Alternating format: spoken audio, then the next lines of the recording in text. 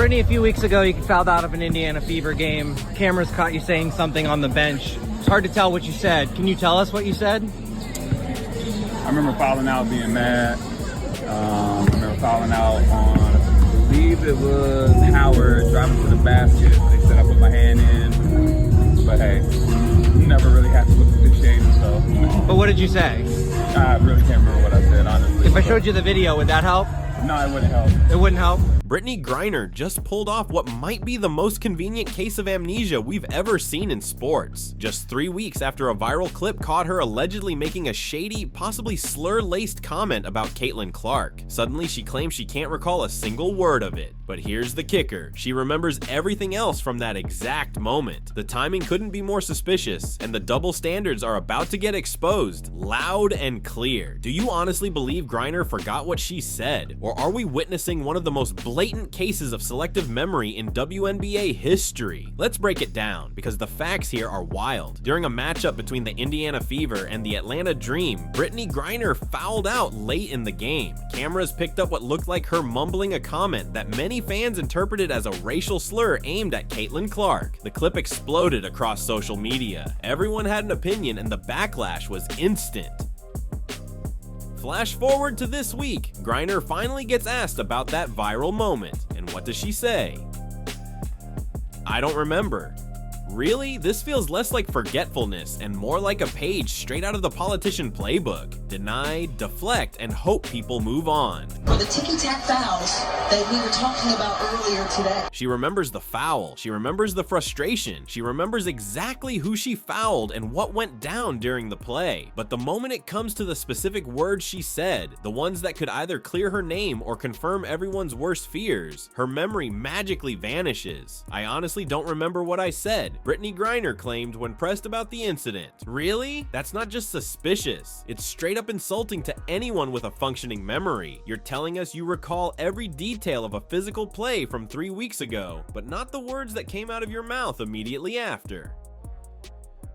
Come on, Brittany, we weren't born yesterday. And it gets even more ridiculous. When reporters offered to play her the clip to jog her memory, she shut it down faster than a store closing during a storm. No, that wouldn't help, she said. Think about that. If you truly didn't remember what you said and someone offered to show you proof, wouldn't you be eager to see it? Unless, of course, you already know exactly what you said and you're just hoping the rest of us forget.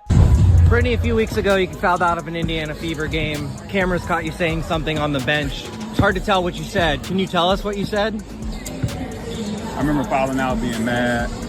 I remember fouling out on, I believe it was Howard, driving to the basket. They said I put my hand in. But hey, you never really have to look at the shade and stuff. But what did you say? I really can't remember what I said, honestly. If I showed you the video, would that help?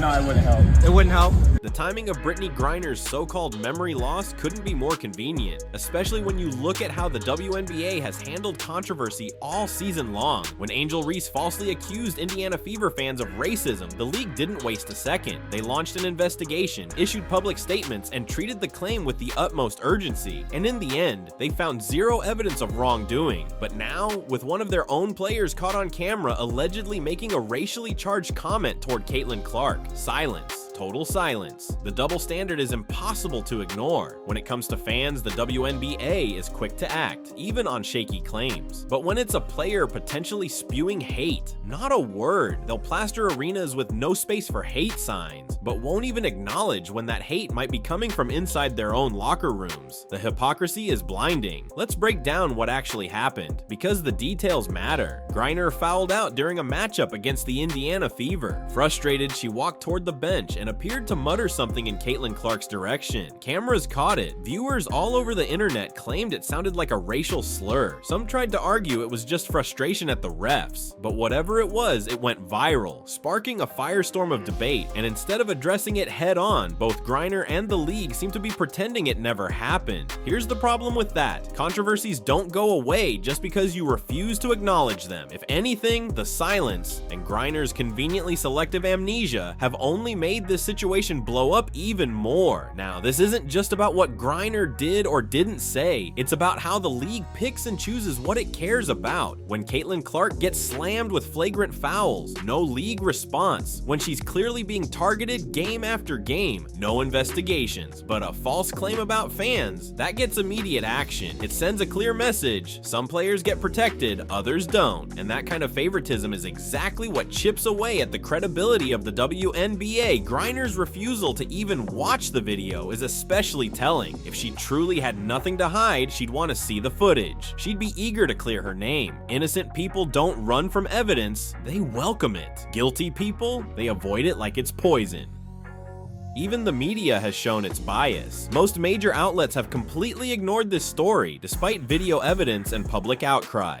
Only Outkick had the courage to directly ask Griner what happened. That says everything about the current state of sports journalism. Some narratives are protected. No matter what, this "I can't remember" defense is not just weak, it's insulting. It insults the intelligence of everyone who saw the video. It insults the very idea of accountability, as if forgetfulness is a valid excuse for serious accusations. And it disrespects every other player who's ever been held responsible for their words, without the luxury of claiming amnesia. From a psychological standpoint, Griner's response fits a clear pattern. When people are caught red-handed, they usually deny, deflect, or distract. But when the stakes are high and they know they're guilty, they pretend they can't remember. That's exactly what this feels like. And let's not ignore the bigger picture here. Caitlin Clark has faced unfair treatment ever since she stepped into the league. From repeated cheap shots on the court to uneven officiating, it's been clear she's being singled out. And now, this adds another layer to the disturbing pattern. If Brittney Griner really did cross the line with a racially charged remark, that would mark a dangerous new low, and it's not something the WNBA can just brush under the rug with a case of selective amnesia. Fans aren't buying it. Social media has been relentless, calling out the absurdity of remembering every moment of the play, except the part that actually matters. People are roasting her online with memes and comparisons, saying you remember fouling out, but not what came out of your mouth right after. That's like saying you remember placing your food order but forgot what you ordered. But it's not just the fans, it's what this says about the league itself. The WNBA has shown it's quick to act when outside forces threaten its image. They'll respond immediately to accusations against fans, especially when it supports a certain narrative. But when the issue is internal, when it involves one of their own stars, the silence is deafening. The league will preach about inclusion, tolerance, and equality, yet it seems those values come with conditions.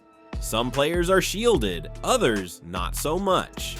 That's what makes Griner's situation even more ironic. She's long been a vocal advocate for social justice, known for standing up against discrimination, but now that she's the one being accused of the very thing she fights against, suddenly she can't remember a thing. The hypocrisy would be shocking if it wasn't so predictable. And let's not ignore the timing here. 3 full weeks passed between the incident and Griner's public response. That's more than enough time to meet with legal teams, PR consultants, and league executives. Yet, after all that, her official answer was, "I honestly don't remember." Let's be real, that tells you everything. Because if the truth helped her case, she would have said it by now. This vague, non-committal response only protects the league and preserves her image. But at what cost? Public trust, credibility, integrity. The video is still out there for anyone to review. Lip readers could probably break it down frame by frame, but neither Griner nor the league seems interested in finding out the truth. And that's because uncertainty works in their favor. As long as things stay murky, they get to hide behind plausible deniability. But here's the thing, the longer they dodge accountability, the worse the damage gets. The WNBA's reputation takes a hit every time they cherry pick which controversies deserve action. It's not just about Griner anymore. It's about the system that protects some athletes while leaving others out to dry. Now imagine if this happened in the NBA. If a male player said something questionable, even in a private setting, it would be headline news. There would be investigations, press conferences, maybe even suspensions. But in the WNBA, a player can allegedly make a racial comment on camera and walk away with nothing more than an "I forgot." Fans see right through it. it, the reaction online proves just how obvious the excuse looks to everyday people. You don't need to be a psychologist to recognize when someone's dodging the truth. If someone remembers everything about a play, except the part that gets them in trouble, most people know exactly what that means. There could even be legal consequences beyond basketball. If Griner really did say what many believe she said, that could raise questions about workplace harassment or a hostile environment. And if the league continues to avoid looking into it, they could be opening themselves up to legal challenges, especially if Caitlin Clark or any other player decides to take action.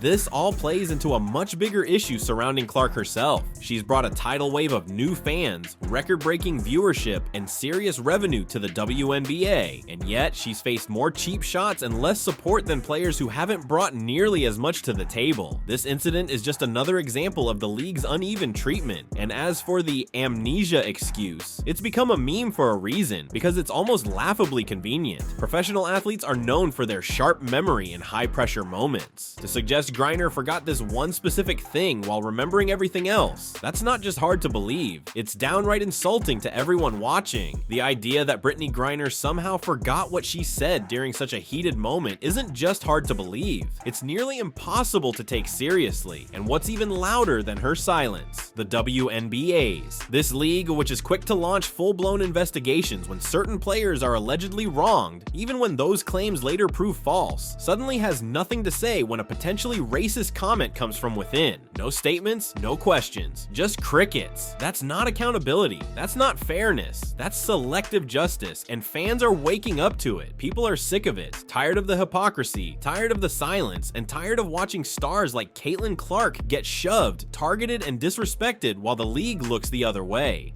Griner's so-called memory lapse has become the perfect symbol of everything that's broken, not just with this situation, but with the way the WNBA handles its business. And the media don't even get started. Most of them are too scared to touch the story, too afraid to challenge a narrative that doesn't fit the script. Instead of asking fair, important questions, they'd rather pretend this didn't happen. But here's what anyone who understands human behavior knows. Selective memory is a common tactic for people who know they messed up, but don't want to deal with the consequences.